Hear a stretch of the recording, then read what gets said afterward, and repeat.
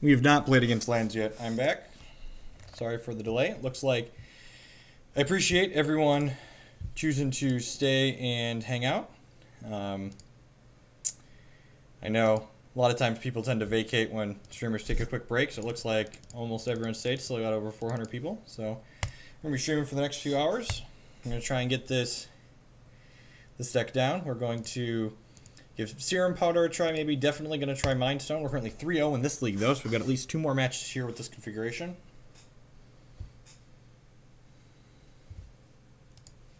Oh, I forgot to shut my door.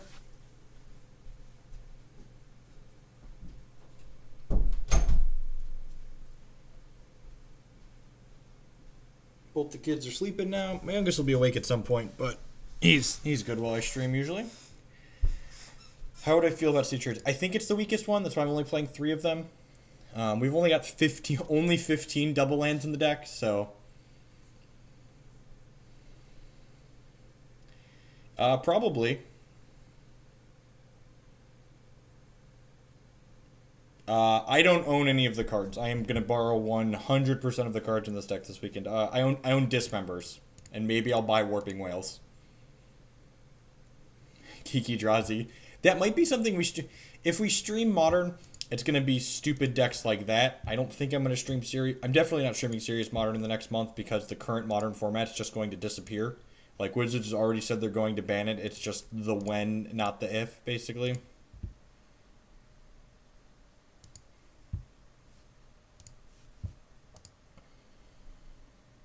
How does it feel to be playing 60 cards? In a deck like this, you should be playing 60 cards because you want to be doing the same thing consistently over and over and over again.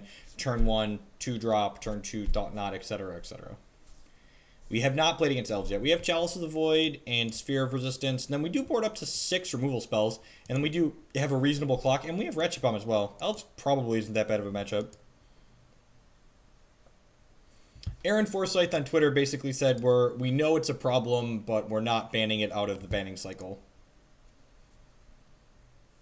Yeah, in fact, the only card in our main deck that's just like not great against elves is like Thorn of Amethyst isn't great, and Eldrazi Mimic doesn't attack well when it's not powered up. So like those 8 cards come out, and against elves we'd bring in Warping Whales, Sphere of Resistance, Dismember, and Ratchet Bomb. So we'd cut one more thing here. We have 9 cards to bring in against elves.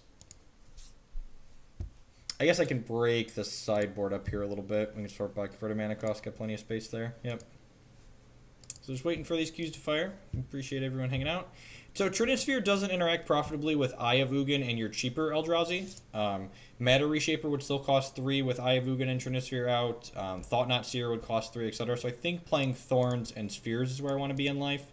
I could see playing more than 2 Spheres in the board, but I'm not sure I want more than 10 pieces of disruption against Storm, because like we have Warping Whale as a counterspell against the unfair decks as well. So we are 3-0 and are getting paired against someone who is currently 1-3. He mulliganed to 6. I'm going to keep this. Double Urborg's a little awkward, but seems okay otherwise.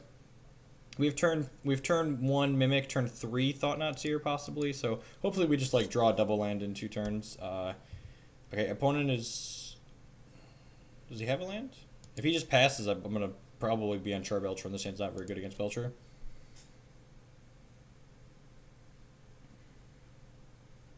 No, Swamp. Okay. So, like, probably playing something weird like Smallpox.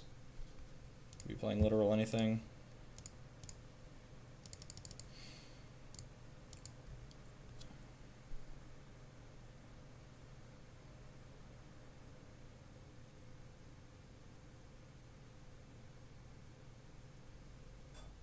Alright, playing a combo deck, sure. It has to be playing something weird like Spanish Inquisition, or just could just be Storm. Probably Storm. He did mulligan to 6, so he probably kept like a less than optimal hand here. The question then becomes, if we don't draw a soul land on 2 and he plays a non-basic land, do I wasteland him? I think the answer to that is probably. The fact that he Lotus Petaled into a Preordained makes me want to wasteland him a lot.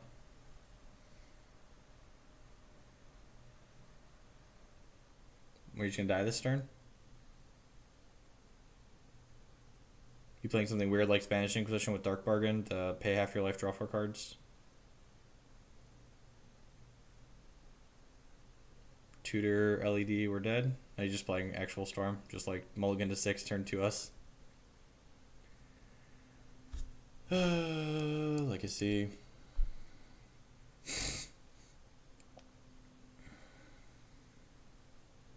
Storm's a very good deck.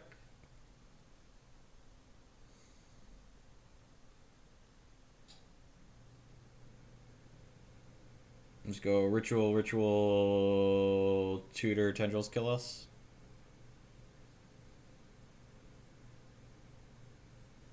Yeah, so we're dead. We're just gonna make sure he figures it out.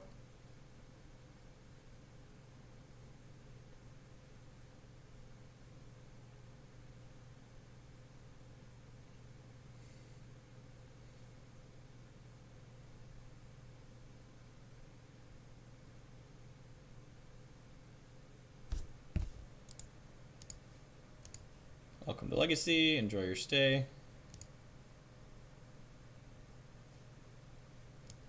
Warping Whale's good. Crypt's good. Revoker's good. Sphere's good.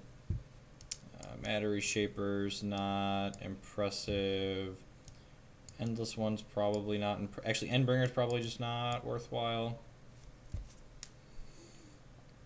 Need one more cut. Maybe it's an Endless One.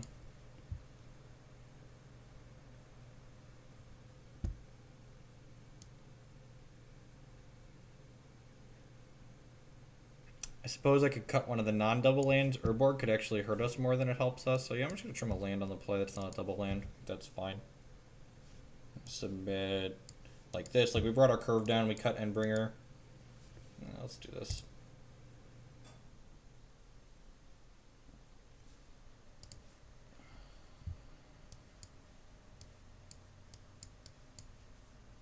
I think I'm going to keep this. It's a little bit on the slow side. Ant usually can't turn 1 you. So we're going to go turn 1 Grizzly Bear, turn 2 Chalice, turn 3 Thorn. Actually, I might go Grizzly Bear, Thorn, Chalice in that order. The problem is I have to play this format for large amounts of money this weekend and, more importantly, SCG points. So that's why we're playing this. We're just going to play the old Ishimaru on turn 1. Turn 1, 2-power guy, go. Correct. This is a format where Eldrazi belongs. Like, when people are wondering why we're playing the bad guy, we're the honest guy in this format. We're like playing our creatures and trying to attack our opponents and like forcing our opponents to interact with our cards. Like, we are 100% the good guys in this format. Not particularly close. Yeah, I'm just going to start by attacking for 2 here, and then I'm going to play Cavern Thorn. I don't want to play Urborg because it'll give him black mana. So if we don't draw another land, we'll play Urborg next turn, obviously, but I think Reanimator is great. Actually, Reanimator is the deck I'd probably play if I wasn't playing this. But this deck seems very good, so I'm probably going to play this. Our opponent's playing Storm. He's playing Ant specifically, which is a variation of Storm. So for those that aren't familiar with Legacy, there are 2 variations of Storm. One is called Ant and one is called Tess. The difference between those 2 Storm variants is that Tess is more turn 1 consistent, whereas Ant is generally considered the more consistent long-term deck. I would not like to sacrifice land. The primary signs that you're playing Tess versus playing Ant is that Tess plays cards like Chrome Mox and often Burning Wish, whereas Ant does not. Chalice on 0 gets around... Yeah, this might have been a Chalice on 0. That's fair. Maybe I'm supposed to Chalice on 0. Okay, I could see that. Like, we would have been really happy with Chalice on 0 here.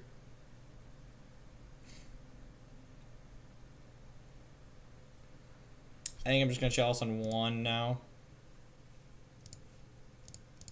Yeah, I definitely think we should have Chalice on 0. I'm definitely going to say that was a mistake to not have done that. Yeah, he definitely brought in Decays. Like, he's expecting us to have a bunch of rocks. Next turn we draw land, we can Smasher him. Get our clock going. And then, like, once we have Smasher on the table, I think we just, like, hold Warping Whale up indefinitely. We could die this turn. I guess we have Thorn. We're not likely to die through Thorn. And, yeah, wow, just Chalice on 0 would have just been, like, the stones. Ugh. Ugh. Super, super punished. Mind's Desire is banned in Legacy.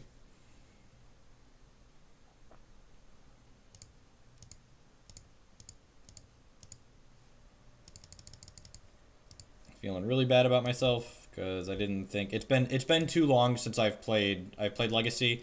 LEDs probably more important than their cantrips overall, so we're actually probably just dead to Infernal Tutor at this point. So if we untap with this Endless one, I'm probably just gonna like hold Warping Wail up here until we draw a bunch of lands. Yeah, we should have definitely put Chalice on 0 turn 1. Okay, so we're getting to untap, so that's good. So we're probably not dead. Ancient Tomb's a good draw, so Ancient Tomb lets me add pressure to the table in the form of Eldrazi Mimic, and then he's dead next turn, right? Yeah, so we're just going to go hit you for 4, play Mimic, and hold up Warping Wail. He shouldn't be able to kill us through Warping Wail. And then next turn we play Smasher and kill him. Definitely, this is definitely where I want to make the mistakes. And like I've played Chalice decks in Legacy before, and I've put Chalice on 1, a lot, or Chalice on 0 a lot. So I know that that is a thing that I should be doing often.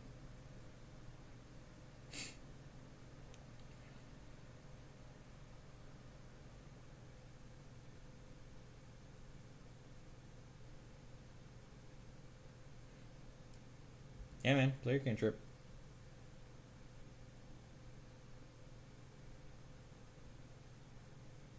So we've got 1, 2, 3, 4, 5, 6 mana. So if we hit Eye of Ugin, we can play Reality Smasher and hold Warping Wail up. The main deck Thorn seems super great. Like we're basically a stompy aggro deck, so. Alright, so Sands and Abrupt Decay. He went bottom, so he's probably dead here. There might have even been merit to wailing that. So let's play this.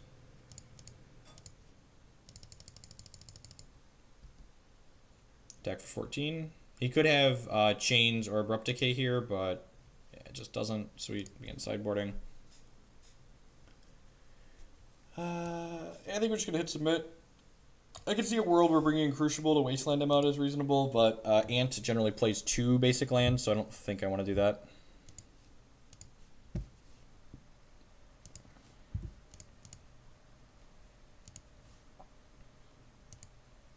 Also, while you're here, if you're looking to buy Magic cards or even rent them, digital or paper, they don't rent digital, sorry. You can buy digital or paper cards with links below. There's a discount code for the MTG Card Market store listed below, as well as links to them. You can buy paper cards from our sponsor, or digital cards from our sponsor, Card Hoarder, and then Spare Deck as well. If you want to rent a paper deck for your next event, as opposed to buying the Eldrazi deck, you could rent it.